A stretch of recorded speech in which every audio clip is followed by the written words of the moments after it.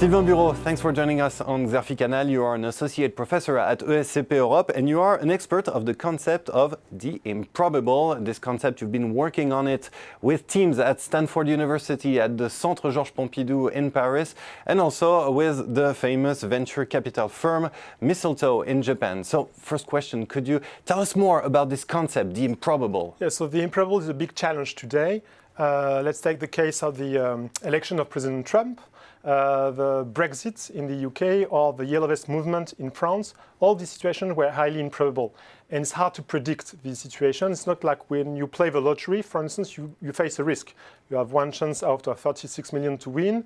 But these situations were completely unpredictable and highly implausible.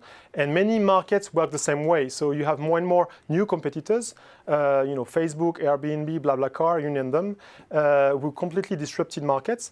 Today, one statistic, if you take the case of the Standard & Poor's index in the USA, in the 60s, the life expectancy of companies was 60 years old. Today, it's less than 20 years old. So the big challenge is how not only to reproduce what you have been doing, not only to improve what you have been doing, but completely rethink the way you do things and fabricate the improbable. You have developed some methods to build this improbable. Could you tell us more about these methods? Yes, so I basically try to compare what artists were doing and what entrepreneurs are doing.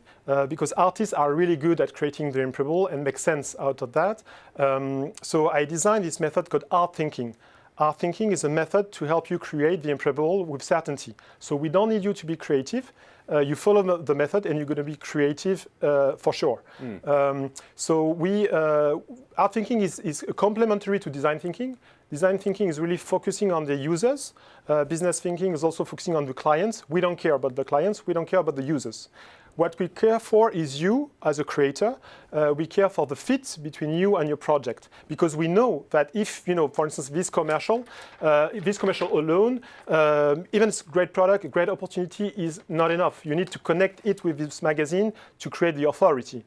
Same is true with your project. If it's not connected with you, it's not connected with your passion, your ecosystem, it won't work. Art thinking helps you focus on this creation of a fit between you and your passions and your project. So what are the entrepreneurial techniques that we can learn through art thinking? So art thinking, we teach this method in various contexts. So for entrepreneurs, students, executives, we did it in 10 countries. And basically it's working because we focus on the practices. So people can create interesting pieces of art that are improbable but still making sense for them. We focus on practice like the deviation. So for instance, Marcel Duchamp in the 1917 deviated a urinal to create this famous piece, The Fountain, and the purpose was to challenge the existing context in the art world at that time, where pieces were supposed to be aesthetics, were supposed to be highly technical. And he wanted to make a joke and challenge his peers. It worked very well. And the same is happening in the entrepreneurial world. So for instance, Adam Neumann, who created WeWork, a massive co-working space that you can find in 500 cities today, get inspired by his history, his roots, because he's connected to Israel and the kibbutz, where people work and live together, where informality is highly important, where they connect through informal social networks. And he wanted to replicate these elements in the world of New York City originally. So he deviated many of the aspects of kibbutz to make it the kibbutz 2.0 with WeWork. That's a typical example of a deviation. So here you don't really need to be highly creative, but you need to find this capacity to connect two environments which are not supposed to be connected. So this is through art thinking that we make that happen.